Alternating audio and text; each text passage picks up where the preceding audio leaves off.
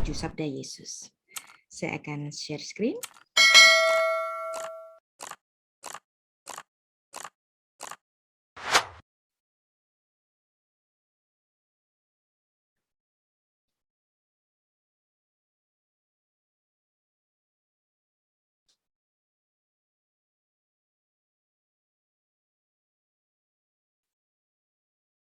Oke, kita mulai.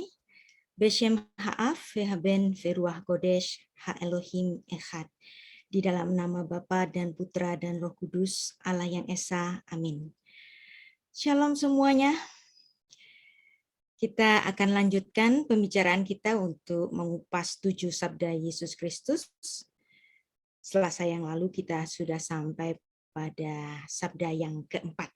Saya akan review sedikit saja bahwa sabda yang keempat adalah ucapan pengharapan. Eli, Eli, lama sabachthani, yang biasanya disalahartikan sebagai ucapan penderitaan yang dahsyat kepada Yesus Kristus pada siksa salib, dan ini banyak sekali disalah mengerti juga oleh polemikus Muslim yang menyatakan dengan berteriak, Eli, Eli, lama sabachthani, Allahku, Allahku, mengapa engkau meninggalkan aku?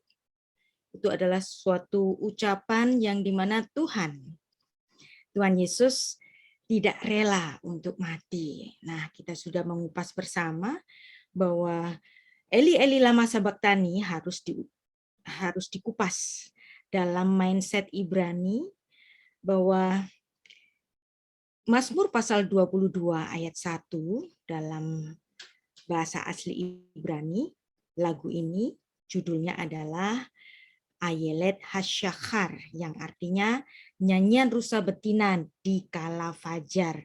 Nah, rusa betina, kata betina ini harus dipahami kenapa menggunakan terminologi rusa betina, dan ini juga ada bahasanya pada bab yang ke-18 dari buku saya, Injil Salib Besorat Hatselaf, bahwa Eli, Eli, lama sabachthani adalah ucapan pengharapan bagi Maria ibunya, karena Mazmur 22 dalam tradisi orang Yahudi digunakan sebagai sidur yang dibacakan oleh para ibu biasanya ketika mereka menghadapi kekalutan atau hal-hal yang menyedihkan.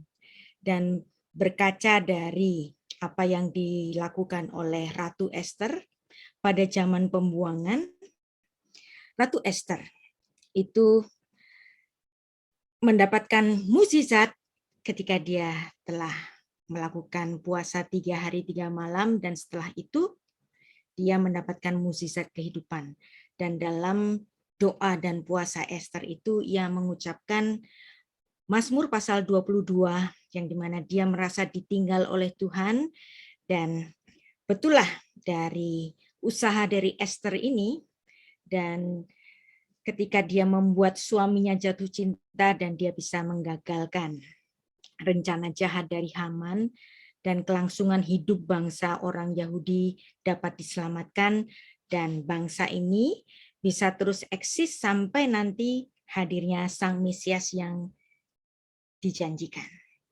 Nah, kita juga akan membahas signifikasi tanggal 14 Nisan, Erev Pesach, bahwa 14 Nisan ini setidaknya itu terjadi secara kait-mengkait dalam sejarahnya orang-orang Israel. 14 Nisan seperti yang ditulis dalam Imamat 23 ayat 5.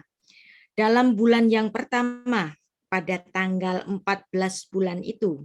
Nah, bulan yang pertama adalah bulan Nisan, tanggalnya tanggal 14 pada waktu senja. Jadi menjelang pergantian hari, karena pergantian hari bagi kalender Yahudi itu terjadi pada jam 6 petang.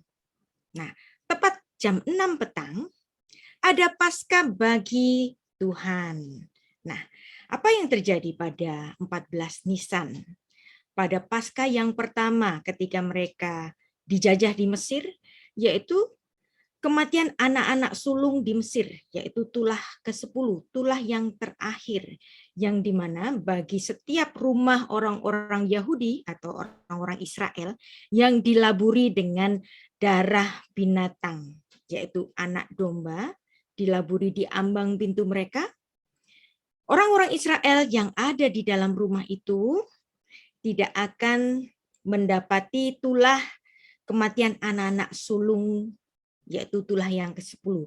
Jadi, Hari Raya Paskah adalah hari raya mengenai mukjizat kehidupan. Keluaran 12 ayat 2.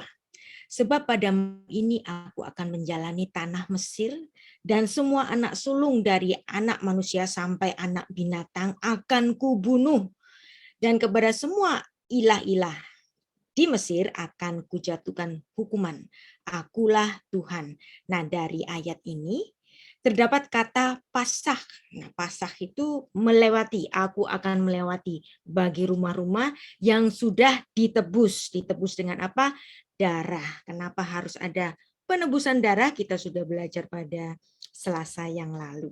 Nah, Keluaran 12 ayat 13, dan darah itu menjadi tanda bagimu pada rumah-rumah di mana kamu tinggal.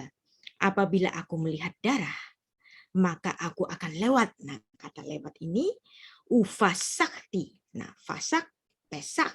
Nah, dari kata itu aku akan lewat daripada kamu. Jadi tidak akan ada tulah kemusnahan di tengah-tengah kamu. Kamunya ini siapa? Kamunya ini adalah bangsa Israel yang rumahnya dilaburi tanda darah. Apabila aku menghukum tanah Mesir. Ayat 23. Dan Tuhan akan menjalani Mesir untuk menulahinya apabila ia melihat darah pada ambang atas pada kedua tiang pintu itu, maka Tuhan akan melewati pintu itu dengan tidak membiarkan pemusnah masuk ke dalam rumahmu untuk menulahi. Jadi sang pemusnahnya ini ada dan Tuhan menjagai setiap rumah-rumah orang Israel. Nah, dari situlah kata Pesak atau Paskah itu lahir. Nah, ada signifikasi tanggal 14 Nisan, yaitu pada saat Tuhan Yesus ada di hadapan persidangan. Nah, ketika Pilatus mengatakan, inilah raja kalian, hine malchelchem. Hine malchelchem.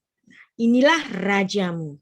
Nah, dan itu terjadi pada tanggal 14 Nisan juga. Nah, di mana itu ditulis?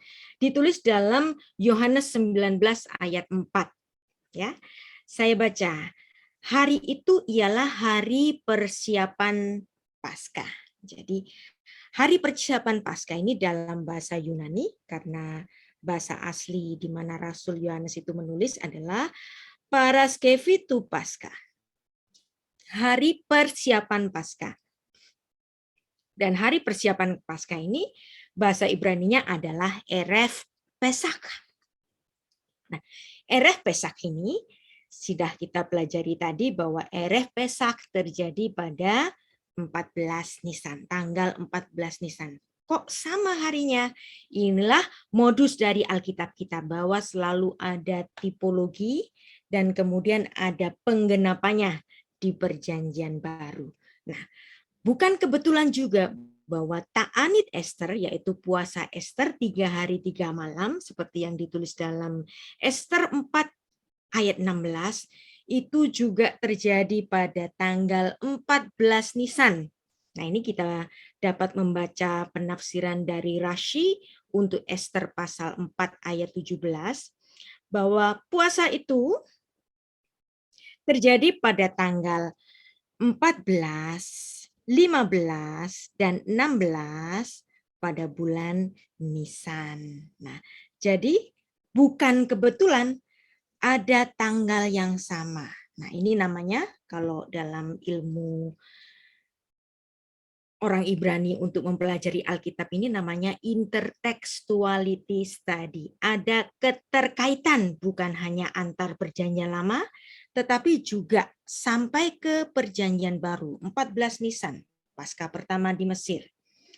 Kemudian ada 14 Nisan ketika Ester mengharapkan ada mukjizat kehidupan, Dan terjadilah 3 hari kemudian. Itu juga pada tanggal 14 Nisan. Kemudian saat penggenapan dari semuanya itu, Tuhan Yesus ada di hadapan persidangan, dan hari ketika dia disalib juga sama, 14 Nisan. Jadi di sini, seperti apa yang sudah dipuasakan oleh Ratu Ester, sehingga Ester dikenal sebagai ibu bangsa, oleh karena puasanya itu ada mukjizat kehidupan. Nah, puasa Ester 3 hari 3 malam pada saat Paskah membawa mukjizat kehidupan, rencana Haman untuk genosida orang-orang Yahudi pada saat pembuangan di Babel digagalkan. Kedudukannya di Perjanjian Baru, sosok Ester ini digenapi dengan sosok Maria Ibu Yesus. Bagaimanapun, Maria memiliki andil dalam karya keselamatan ini karena Maria adalah satu-satunya perempuan yang dipilih Allah. Rahimnya dipinjam oleh Tuhan untuk dihinggapi Allah yang inkarnasi. Anda bisa bayangkan 9 bulan Allah inkarnasi itu ada di dalam tubuhnya. Jadi perawan suci Maria dipilih Tuhan untuk dipinjam rahimnya sebagai sarana bagi kelahiran Sang Mesias yang dijanjikan.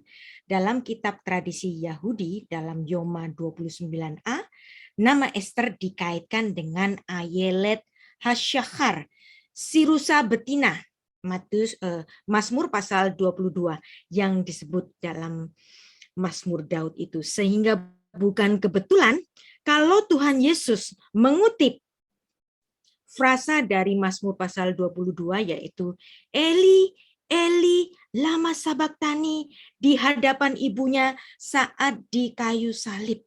Dia menyatakan kepada ibunya, ya, seperti yang sudah ada di dalam tradisi orang Yahudi dan dipercayai dan dicatat dalam Yoma 29a. Ucapkanlah Eli, Eli, lama sabachthani, seperti Ester.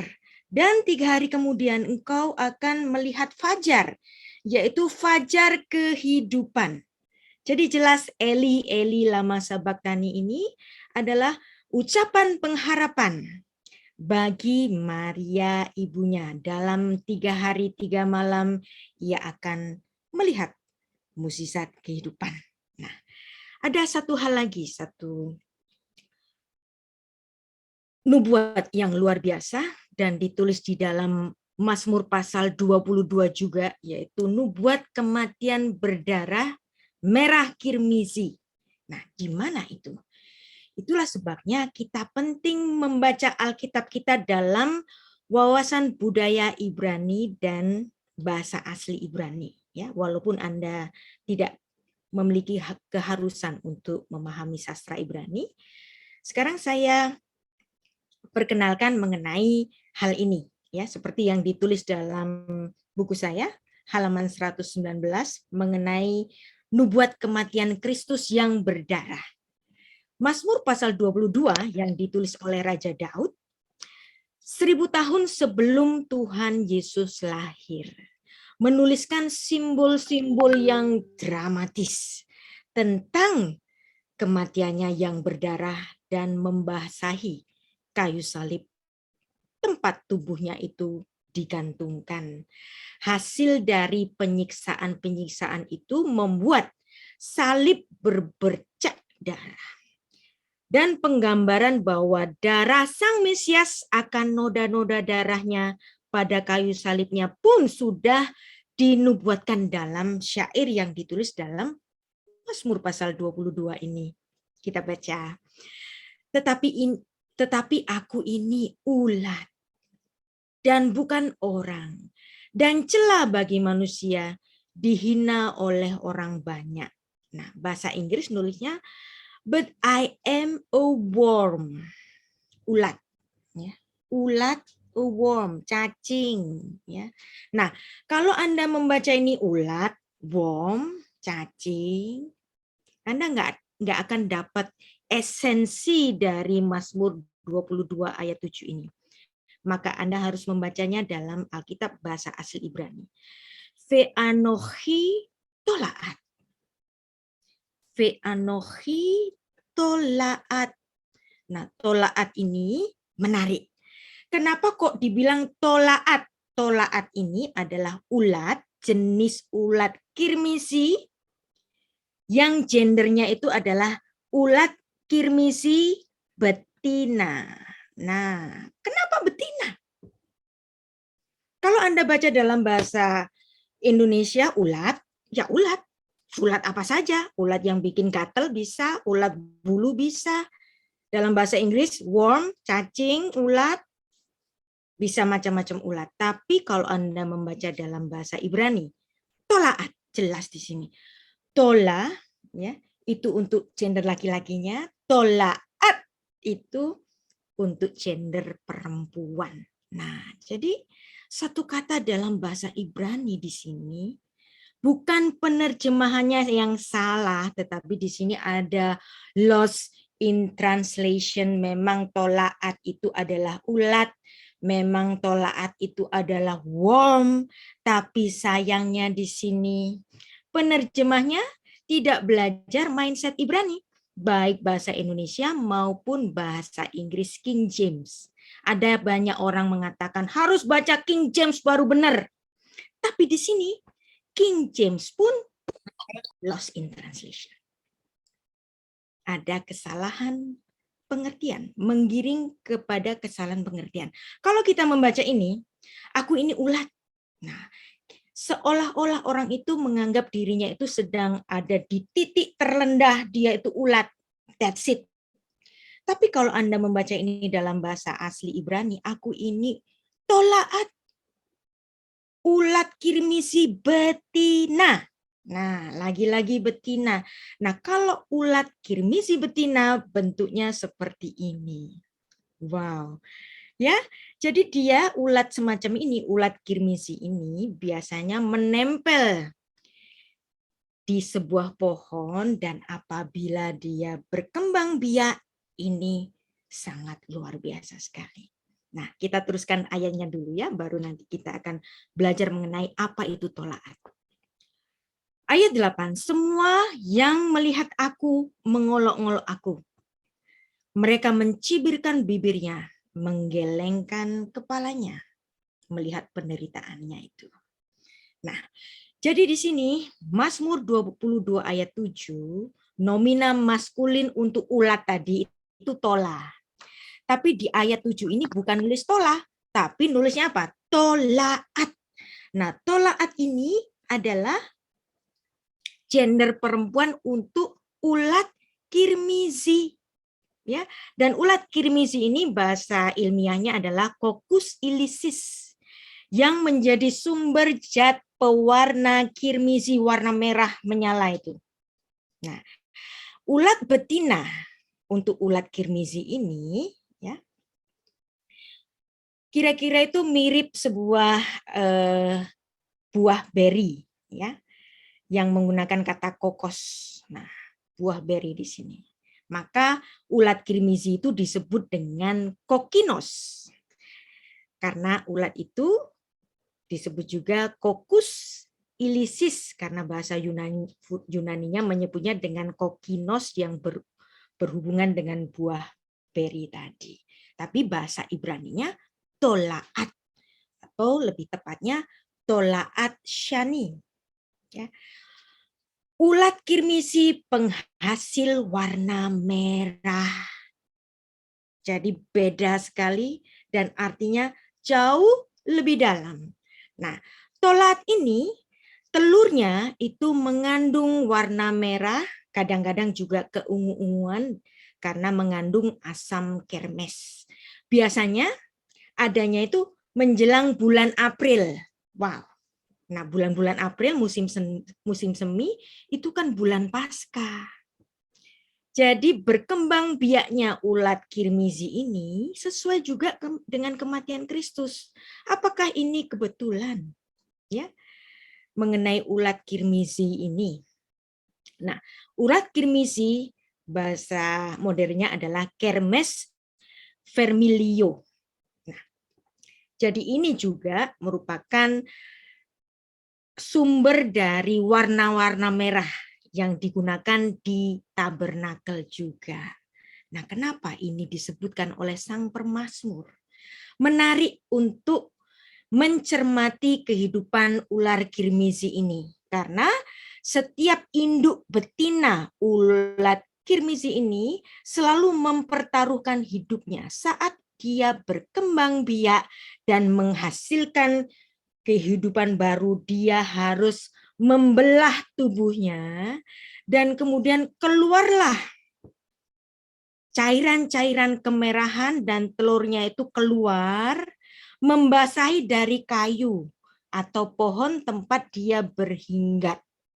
Dan dia di situ melekatkan dirinya dengan kuat dan tidak terlepas. Sambil bertelur, sambil membelah tubuhnya. Dan keluarlah warna merah. Jadi di sini Anda bisa melihat suatu gambaran visual dari kematian Sang Mesias betul-betul ditunjukkan pada Mazmur 22 ayat 7 ini. Jadi noda merah si indung ini memberikan kehidupan bagi nanti anak-anak yang dilahirkan. Dan ini bisa kita baca dalam tulisan Henry Madison Morris dalam bukunya The Biblical Basis for Modern Science. Halaman 73. Jadi selain secara fisik, Sang Mesias juga mengalami penganiayaan secara mental. Dia secara fisik dianiaya sampai darahnya itu bercucuran membasahi kayu salib itu. Seperti si induk ulat kirmizi yang membelah dirinya untuk memberikan kehidupan. Demikianlah pula Yesus Sang Mesias membelah dirinya, mati, mempersembahkan hidupnya untuk kehidupan yang baru. Bukankah ini luar biasa? Maka tidak salah ketika Sang Mesias itu, ketika dia berdarah-darah dan membuat ibunya histeris menangis, dia memberikan ucapan pengharapan kepada ibunya. Ibu, ucapkanlah sidur. Apa itu sidur? Sidur adalah doa yang dibacakan atau doa yang dihafalkan. Eli, Eli, lama sabachthani. Ini adalah pengharapan bagi ibunya bahwa dalam 3 hari 3 malam ia akan melihat kehidupan. Dan Maria sebagai lambang feminin dari gereja menerima mukjizat kehidupan 3 hari 3 malam setelah Yesus mempersembahkan dirinya setelah berdarah-darah di kayu salib itu. Bukankah ini luar biasa? Nah, baik, sekarang kita akan masuk kepada ucapan yang kelima, penderitaan jasmani. Jadi penderitaan jasmani hanya ada di Aku Haus, Yohanes 19 ayat 28. Penderitaan jasmani Yesus Kristus bukan pada kalimat Eli Eli lama sabachthani, tetapi pada Aku Haus di sini. Inilah satu-satunya derita Yesus yang diungkapkan ketika dia merasa haus. Kenapa sih? Dia setelah bertubi-tubi mengalami penganiayaan, juga sidang-sidang sampai dia disalib di atas kayu salib. Tidak ada satupun keluh keluar di dalam mulut Yesus. Termasuk Eli Eli lama sabachthani itu bukan keluhan. Kita sudah memahami bersama Eli Eli lama sabachthani adalah ungkapan atau sabda penghiburan. Tetapi hanya satu di sini ada ungkapan aku haus. Nah, jadi bisa Anda bayangkan. Ketika Anda begitu sedih dan kemudian mengungkapkan sesuatu, mulut Anda biasanya jadi apa sih? Jadi keluh. Yesus Kristus saking cintanya kepada ibunya, ketika dia melihat ibunya bersedih, berteriak, tidak tahan melihat anaknya sedang mengalami siksa, Yesus Kristus ini memang sudah menitipkan ibunya kepada murid yang dikasihinya itu juga kan. Tetapi bagaimanapun sebagai sang putra, dia tidak tahan melihat ibunya menangis. Maka tenggorokannya itu menjadi keluh melihat kesedihan ibunya. Maka kemudian Yesus berteriak dalam bahasa Ibrani, Sameti, aku haus. Dengan kesedihannya itu melihat sang ibu. Nah, ini adalah suatu penderitaan ragawi yang biasa. Sangat manusiawi sekali. Karena manusia sangat perlu air untuk bertahan hidup. Ada yang mengatakan bahwa tubuh kita itu 80% terdiri dari air. Yesus Kristus tidak satupun ketika dia disiksa mengatakan, aduh sakit. Tidak. Tetapi ketika ia melihat ibunya sedang bersedih, lehernya menjadi keluh. Dan dia mengatakan, aku haus. Nah, sesuai juga yang ditulis dalam Mazmur 69 ayat 22, pada waktu aku haus, mereka memberi minum anggur asam. Nah, Mazmur 22 ayat 16. Kekuatanku kering seperti beling, lidahku melekat pada langit-langit mulutku, dan dalam debu maut kau letakkan aku. Nah, di sini Yesus, unsur manusianya, merasakan kehausan itu. Nah, Yohanes 19 ayat 28 sampai 29. Sesudah itu karena Yesus tahu bahwa segala sesuatu telah selesai, berkatalah ia supaya genaplah yang ada tertulis dalam kitab suci, aku haus, di mana itu ditulis Mazmur 22 ayat 16, Mazmur 69 ayat 22. Ya. Ayat 29. Di situ ada suatu berkas penuh anggur asam. Mereka mencucukkan bunga karang yang telah dicelupkan dalam anggur asam pada sebatang hisop, ya seperti spon, namun lalu mengunjukkannya ke mulut Yesus. Nah, ucapan yang kelima segera menyusuli ucapan yang keempat. Inilah satu-satunya ucapan yang mengungkapkan penderitaan badani. Padahal sebelumnya Yesus menolak minum anggur bercampur mur yang diberikan. Nah, itu ditulis dalam Markus 15 ayat 22. Kenapa? Anggur bercampur mur itu ditolak oleh Yesus. Ya. Alkitab mencatat bahwa dalam peristiwa penyaliban ini, Yesus Kristus diberi 2 macam minuman untuk penahan rasa sakit akibat kekejaman siksa salib itu. Yang pertama, minuman anggur bercampur mur, Markus 15 ayat 23. Dan yang kedua adalah minuman anggur bercampur empedu, Matius 27 ayat 34. Ada kemungkinan bahwa, ya ini tafsir, ada kemungkinan bahwa Matius mengartikan anggur itu bercampur empedu, sedangkan menurut Markus anggur itu bercampur mur. Yang keduanya itu memiliki fungsi untuk mengurangi rasa sakit. Kalau zaman sekarang ini orang makan Ponstan atau Panadol merah untuk mengurangi rasa nyeri gitu kan. Yang keduanya itu ditolak oleh Yesus. Kenapa kok ditolak? Karena Yesus sengaja dan sudah siap sedia untuk menghadapi siksa salib sekaligus kematiannya. Dan memang kematian Yesus ini adalah kematian korban. Dan anggur bercampur mur yang mengandung rasa untuk mengurangi rasa sakit itu ditolak oleh Yesus. Tapi Yesus menerima minuman yang lain yaitu oksos. Apa itu oksos? Jenis anggur asam atau seperti cuka yang merupakan minuman biasa bagi pekerja di ladang bagi tentara kelas rendah untuk membasahi kerongkongan dan bibirnya yang kerontang. Yang memang bertubi-tubi sudah mengalami siksa, sekaligus dia melihat ibunya yang sedang menangis, dia merasa keluh. Sehingga setelah minum ini kemudian Yesus dapat mengucapkan seruan kemenangan, yaitu apa? Tetelestai, yang dalam bahasa Ibrani itu adalah Nislam.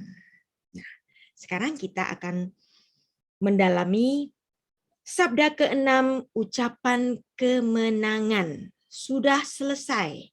Tetelestai. Nislam. Kata tetelestai ini sesuai maknanya dalam bahasa Yunani, diterjemahkan sudah selesai. Dalam bahasa Inggrisnya, it is finished. Yohanes 19 ayat 30.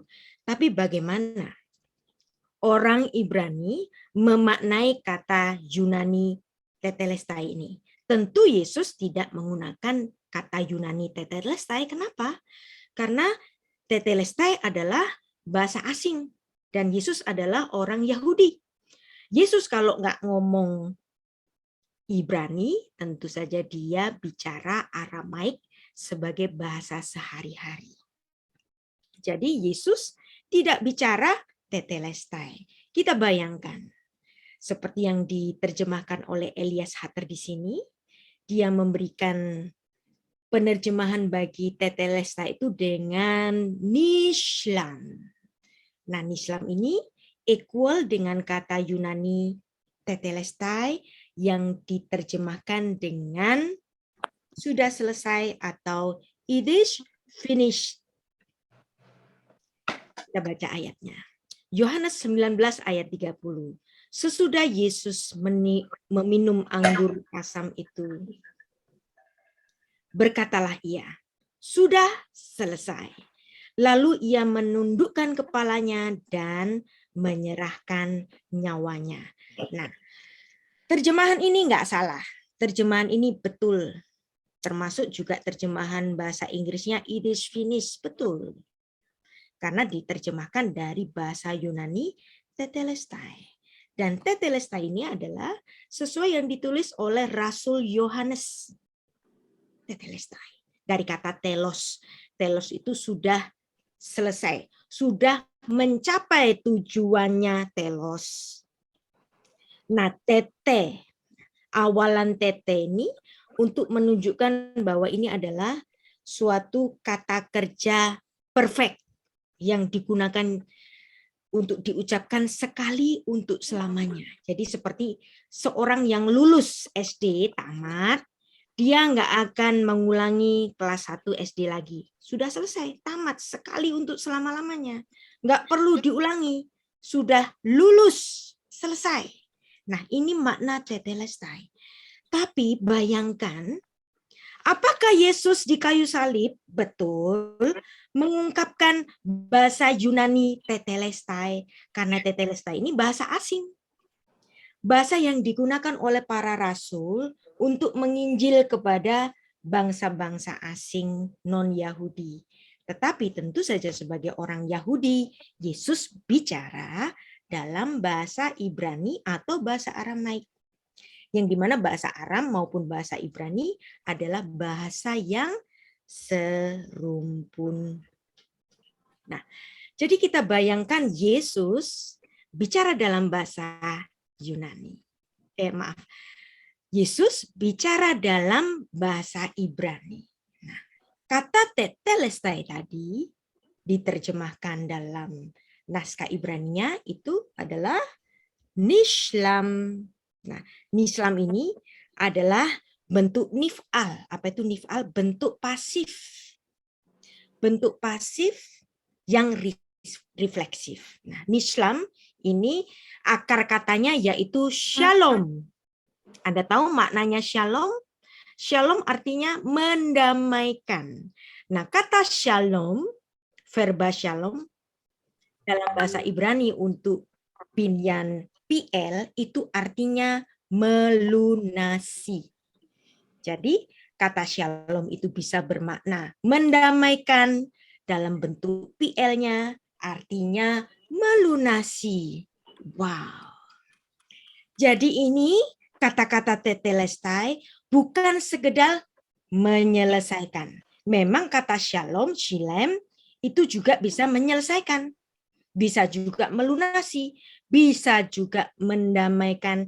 Kata shalom artinya sangat luas sekali. Nah, jadi kita dapat menggali makna yang lebih dalam dari makna Ibraninya ini. Nishlam dari kata shalom.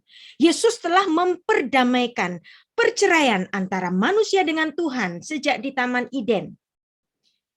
Dipersatukan kembali dengan darah Yesus. Maka satu-satunya sang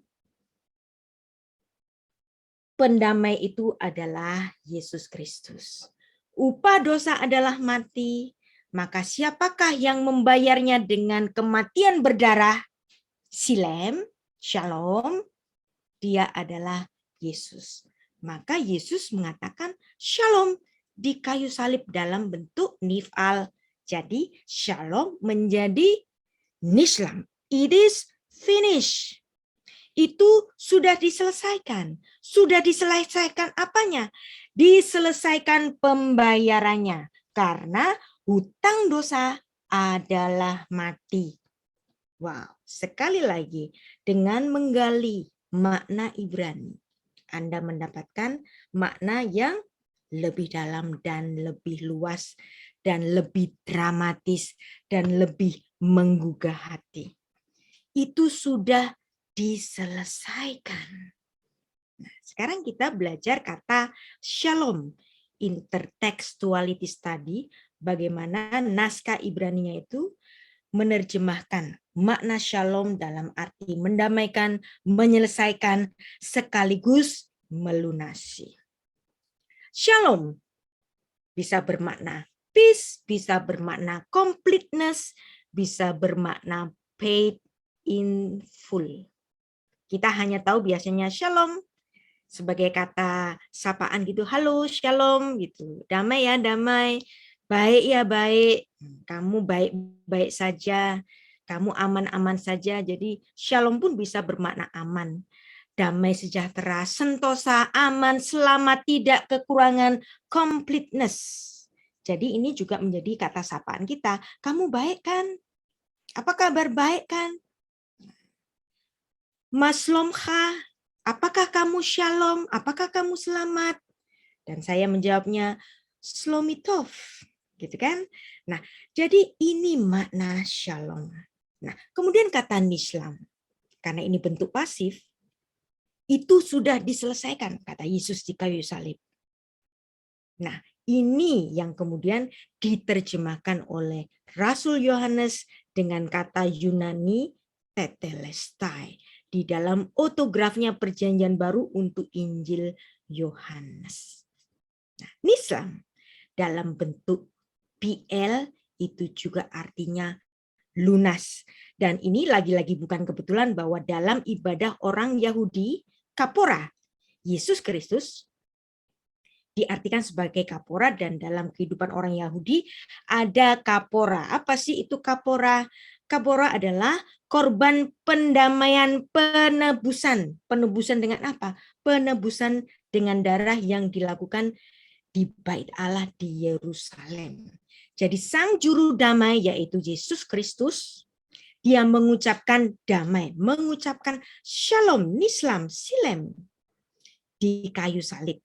Maka ini adalah suatu penggenap dari nubuat yang dituliskan 700 tahun sebelumnya oleh Nabi Yesaya kepada Mesias yang dijanjikan, yaitu pada Yesaya 9 ayat 5, dalam gelarnya yang keempat disebut dengan Shar Shalom, karena dia adalah Prince of Peace yang mendamaikan, yang melunasi. Nah, misalnya dalam 2 Raja-Raja 4 ayat 7, kata Shalmi, aku sudah melunasi. Kata shalom dalam artian lunas. Jadi misalnya ini juga kata shilem dalam bahasa Ibrani modern itu juga masih digunakan. Misalnya, aku telah membayar tagihan itu. Shilamti al-hashbon. Aku sudah bayar tagihan-tagihannya. Shilamti al-hashbon. Nah, kata shilamti ini adalah bentuk PL dari kata shalom. Aku sudah bershalom pada tagihan-tagihan itu. Kenapa shalom? Aku sudah bayar. Kemudian dia sudah membayar buku itu. Bahasa Ibrani, untuk bahasa Ibrani modern. Hu shilem al-hashefer. Karena dia sudah membayar, maka dia sudah boleh membawa buku itu. Coba kalau dia belum bayar, diterakin sama yang jual, kamu belum bayar. Kemudian yang ketiga, misalnya ada ungkapan, mereka sudah membayar sewa apartemen. Bahasa Ibraninya, hem shilmu et shekar hadira. Mereka sudah membayar tagihan-tagihan apartemen itu, sewa apartemen itu. Shilmu dari kata shalom ditambahi u. Shilmu, mereka sudah membayar. Jadi kata shalom juga artinya membayar. Ayub 22 ayat 27 itu juga sebagai bukti bahwa kata shalom dalam artian membayar shilem, bentuk PL. Nah, apa itu PL? PL adalah bentuk aktif, untuk aktif secara intensif untuk suatu kata kerja. Shalom menjadi shilem.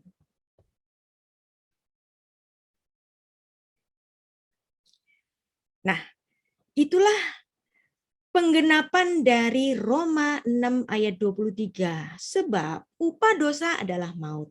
Hutang dosa adalah maut. Hutang dosa adalah mati. Maka hutang dosa yang upahnya mati harus dibayar dengan mati. Di mana dasarnya? Dalam Kejadian 2 ayat 17. Pada hari engkau melanggarnya, pada hari engkau memakannya, pada hari engkau berdosa, pastilah engkau mati. Itulah yang mendasari dari Roma 6 ayat 23, upah dosa adalah mati. Dan kematian itu dibayar oleh Yesus.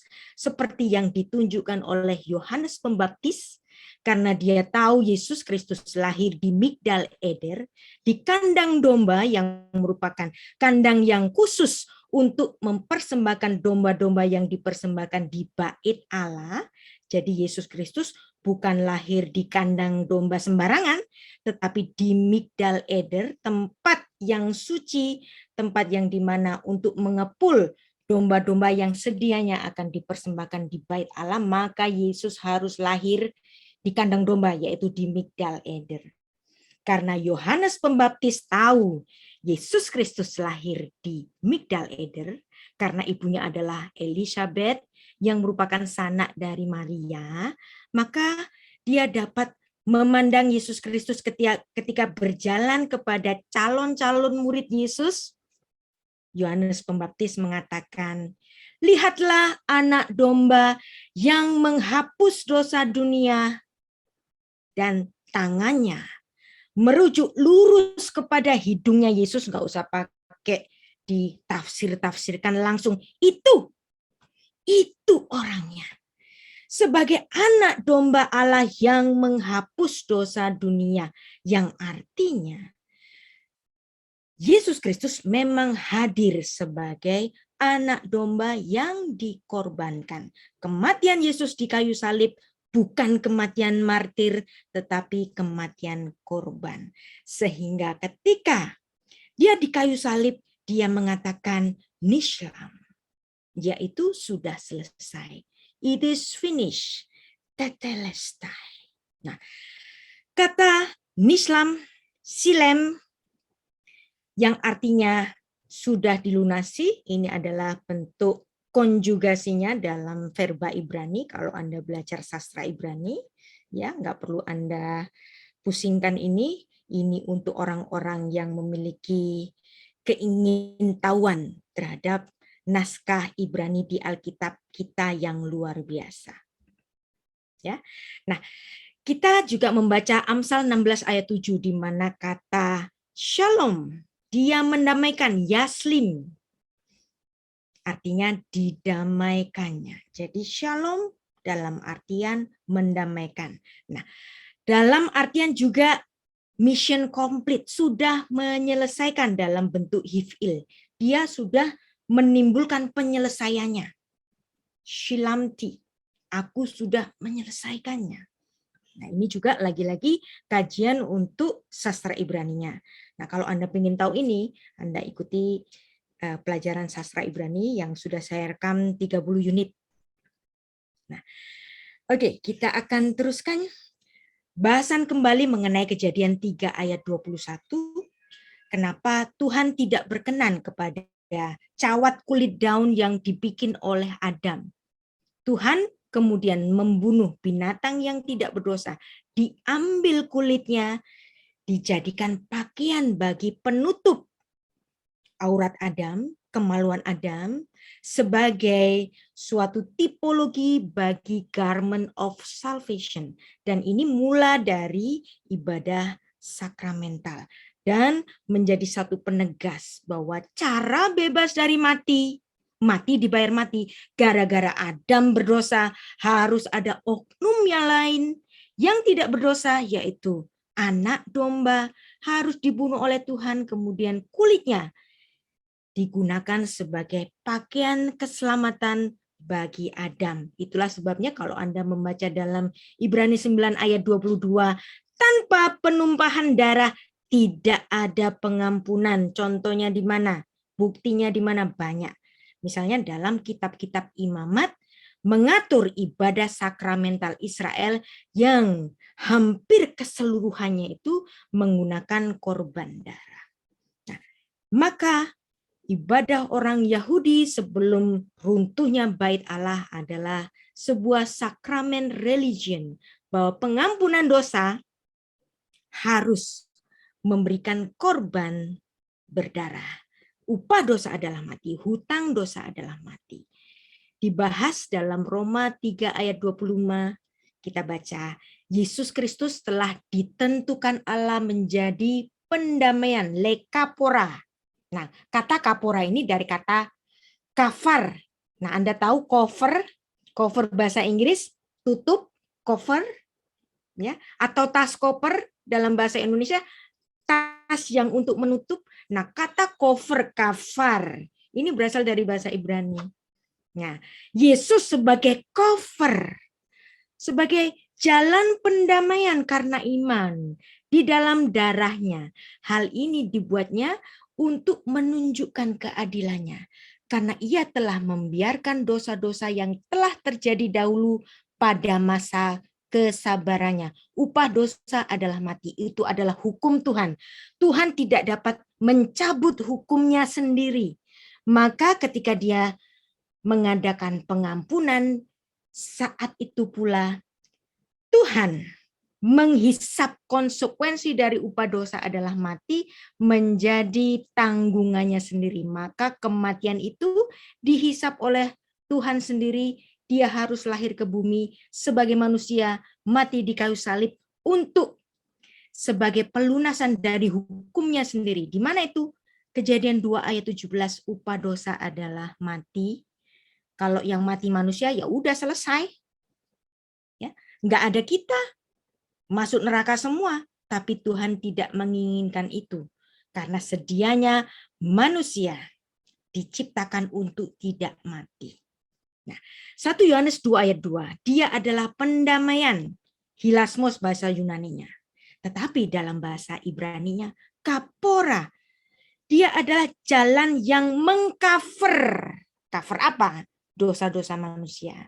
Untuk segala dosa kita. Ya, seperti yang ditulis di sini.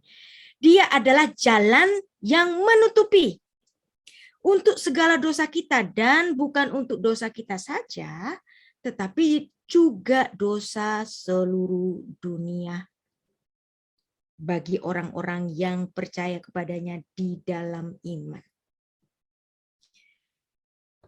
Oke, kita teruskan. Apa juga yang dibahas dalam Kolose 2 ayat 14-15.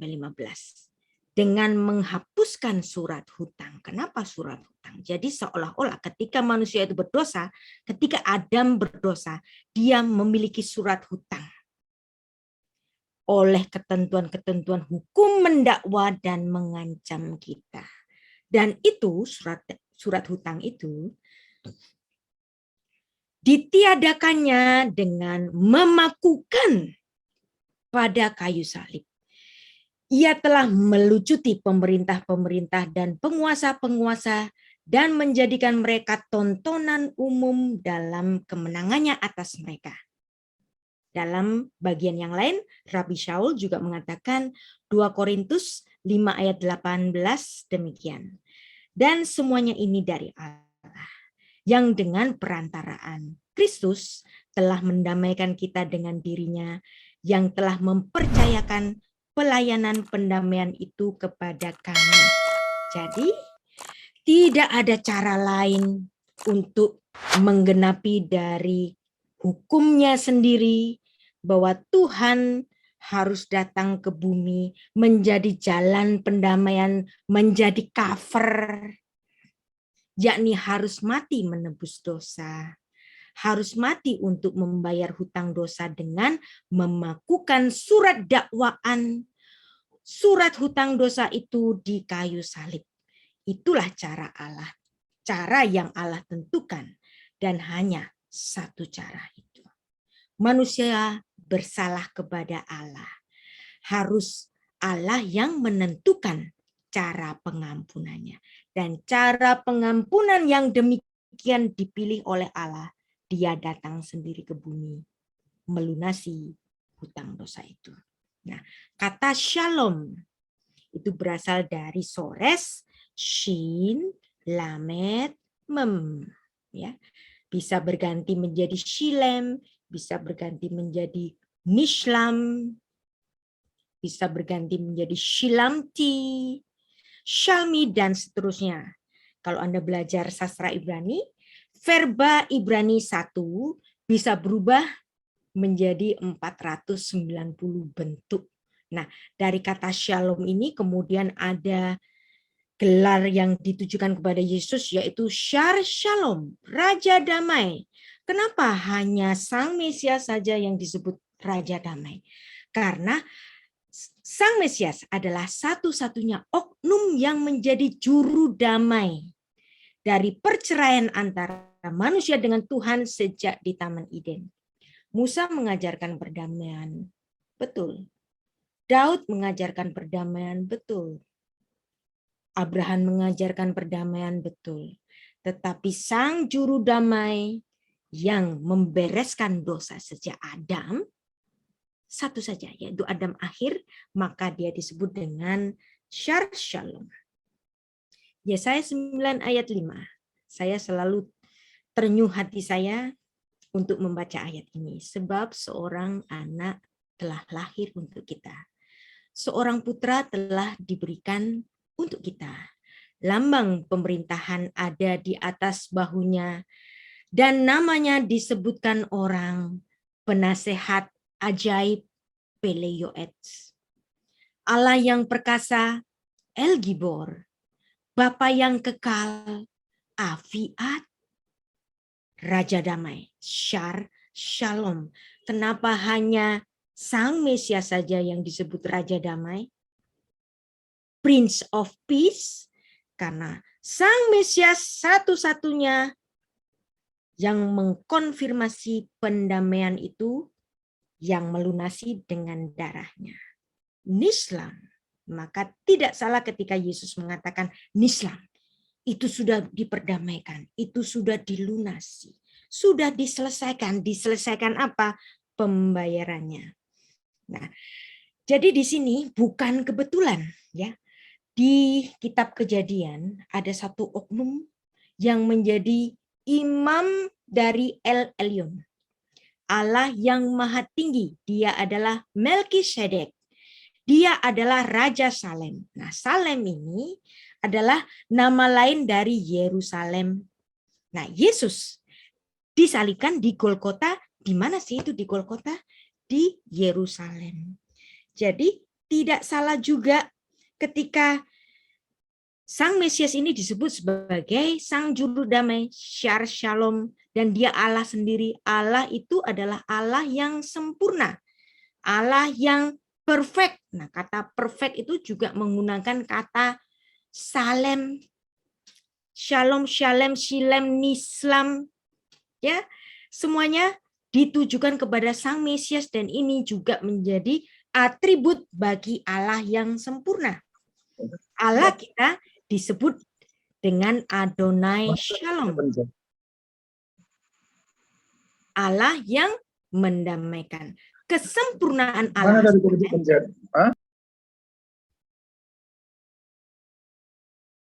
Bisa di-mute?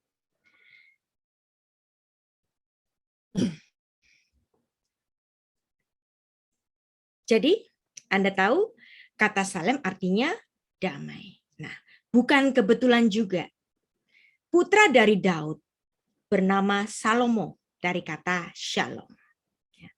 Salomo ini di Yerusalem, dia membangun bait Allah. Siapa yang bangun bait Allah? Shalom. Di mana? Di Yerusalem. Nah, kata Yerusalem ini menarik sekali. Ya, karena Yerusalem itu adalah sebuah nama yang artinya kota yang mengajarkan kedamaian. Tapi sebelum itu kita akan belajar mengenai Allah yang sempurna. Karena Allah kita itu teleios. Nah, teleios juga berurusan dengan kata tetelestai tadi, yang akar katanya juga sama telos, salem. Karena itu haruslah kamu sempurna, sama seperti Bapamu yang di surga sempurna. Allah yang sempurna. Nah, memenuhi seperti yang diucapkan oleh Tuhan Yesus dalam Matius 26 ayat 28, inilah darahku, darah perjanjian yang ditumpahkan bagi banyak orang untuk pengampunan dosa. Pengampunan dosa hanya dengan darah, dan ucapan ini merupakan penggenapan dari pengharapan Mesias yang sudah dimaklumatkan Tuhan sejak Kejadian 3 ayat 15. Sudah dilunasi oleh Yesus Kristus di kayu salib, nislam. Sudah diperdamaikan, sudah dilunasi. Maka hanya Yesus Kristus disebut dengan Shar Shalom, Sang Raja Damai. Nah, sekarang yang terakhir. Yang terakhir sabda ke-7, ucapan penyerahan.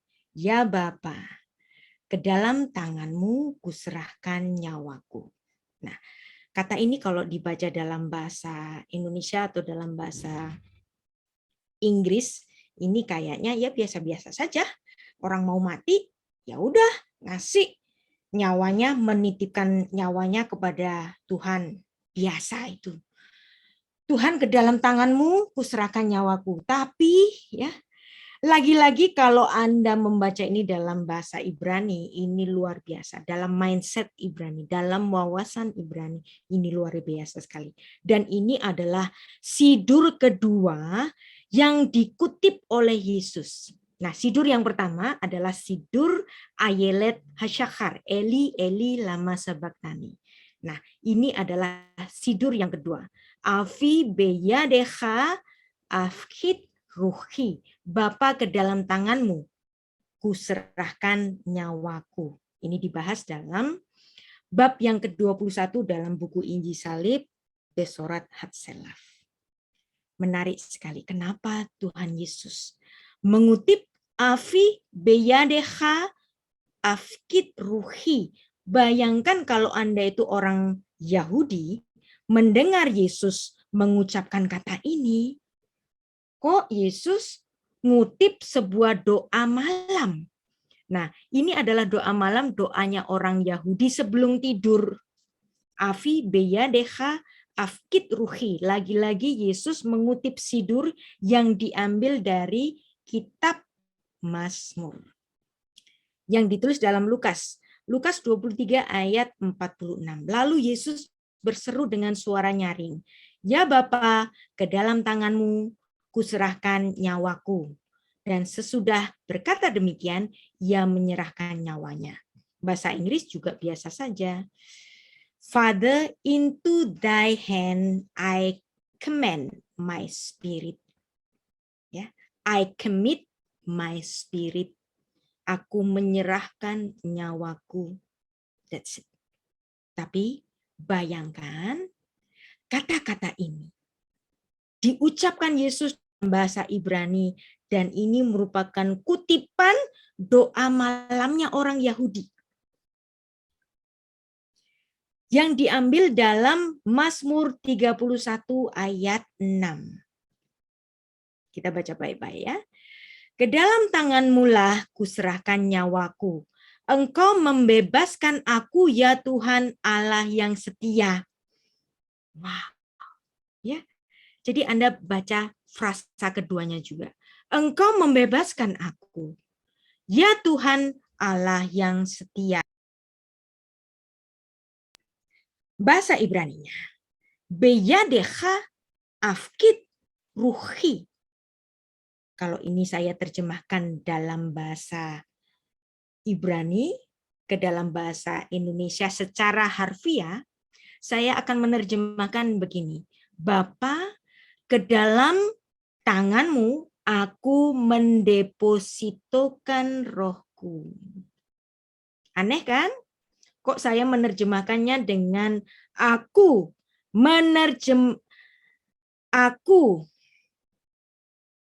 mendepositokan rohku. Aneh, ya.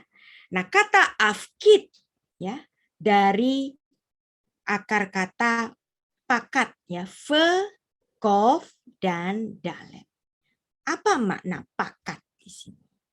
Yang kemudian dalam bentuk yiktol orang pertama tunggal itu afkit.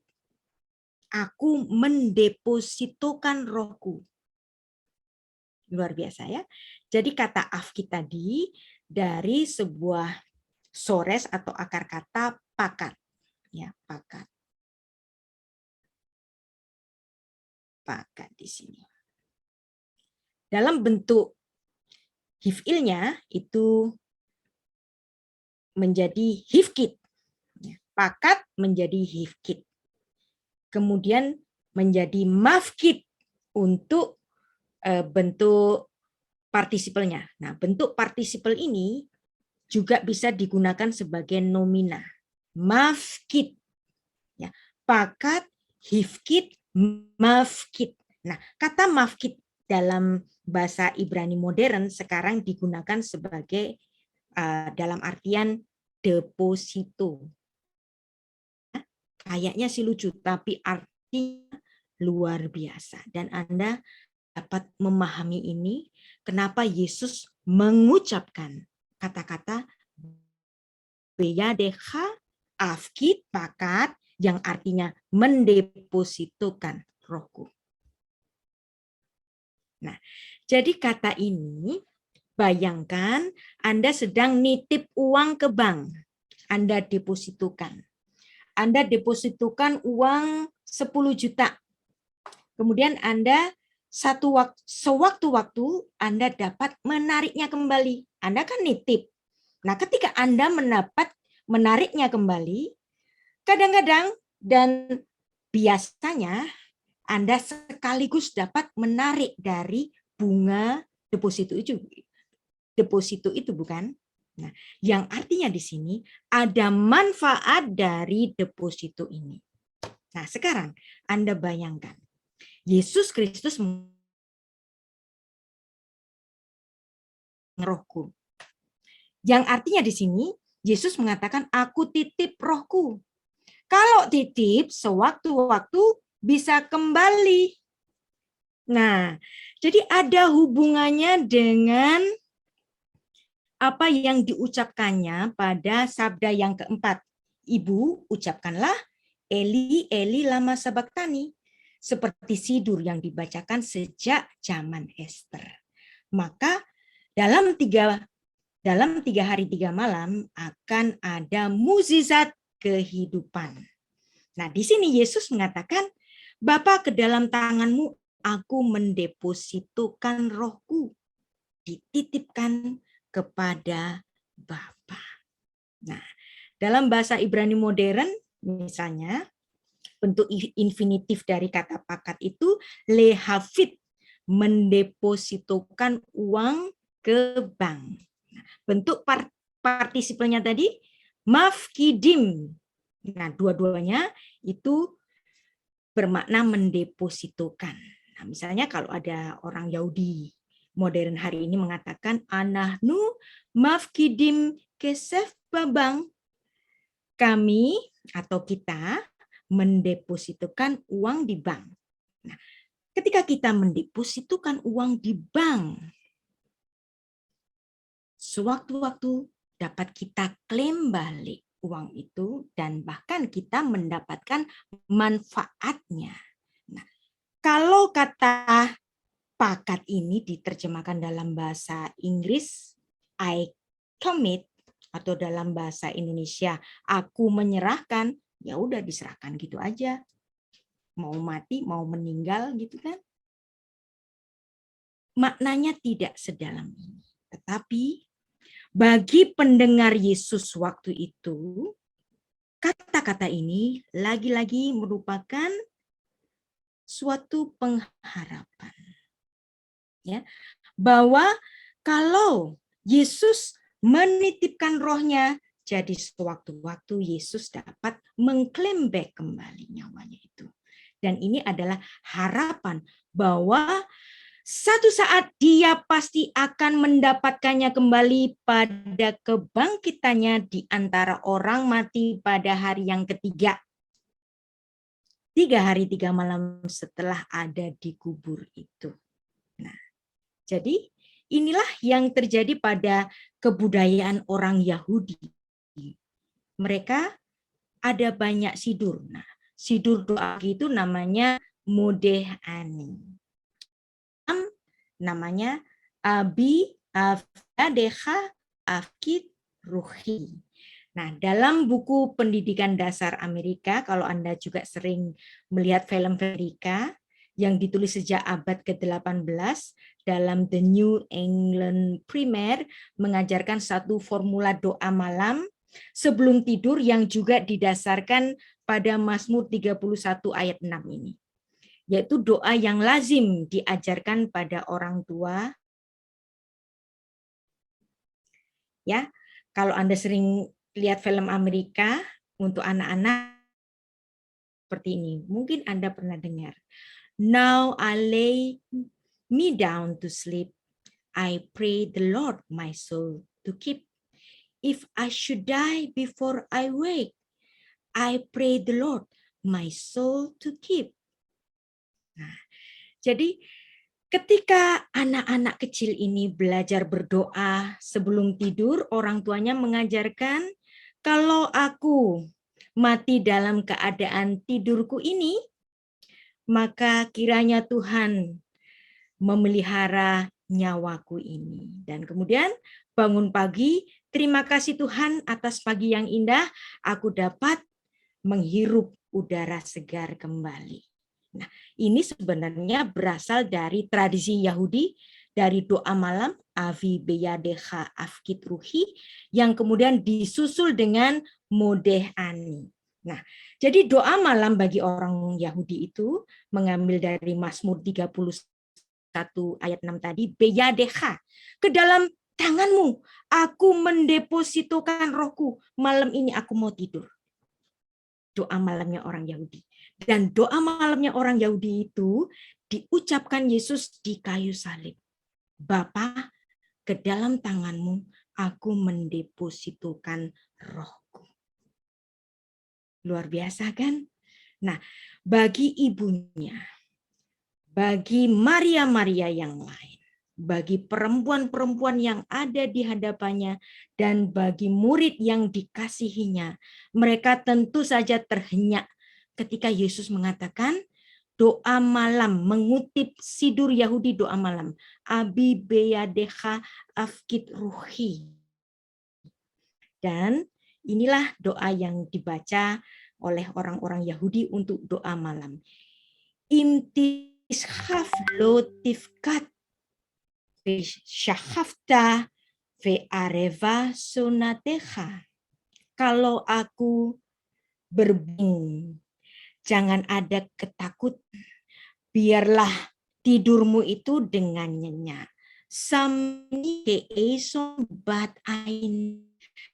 Adalah seperti biji matamu. Betsel kenafecha. Tatsireni. Di bayangan kepak sayapmu akan melindungi aku. Ani syakhafti fe isyana fekcoti. Biarlah aku tidur dan dia yang terjaga bagiku. Ki Adonai Yishmecheni. Karena Tuhan menjadi sandaran bagiku. Dan cantik sekali. Beyadecha kit ruhi. Ke dalam tanganmu aku menyerahkan rohku. Padita oti Adonai el emet. Ridimi. Ridimi itu, saya kok tiba-tiba lupa. Ridimi itu, tebuslah aku. Maaf ya. Tebuslah aku Allah. Jadi Anda lihat di sini. Beyadecha afkit ruhi. Ke dalam tanganmu aku menyerahkan rohku. Ya Tuhan, aku mendepositkan rohku. Allah penebusku, Allah yang benar. Kemudian pagi, orang yang sudah mengucapkan doa malam ini mensyukuri telah menghirup doa pagi. Nah, menghirup udara pagi dengan mengatakan mode ani, thank God I'm alive. Ya, jadi bisa Anda bayangkan. Ketika Tuhan Yesus mengatakan Avi beyadeha afkitruhi, yang merupakan doa malam yang lazim dibacakan oleh orang-orang Yahudi. Nah,